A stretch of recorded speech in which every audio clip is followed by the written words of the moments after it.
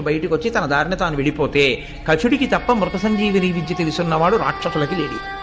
2, అమ్మా నేను చనిపోయిన తరువాత వీడు పైకొచ్చి నాకు మళ్ళీ మృత సంజీవిని విద్యతో బతికిస్తాడో బతికించడో అనుమానం. అందుకని నేను ఎలా ఉపదేశం చేస్తానమ్మా అని శుక్రాచార్యుల వారు అడగచ్చు.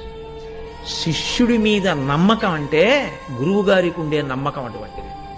ఆ మాట కనీసం మనసులో సంకల్పంగా కూడా శుక్రాచార్యుల వారికి రాలేదు.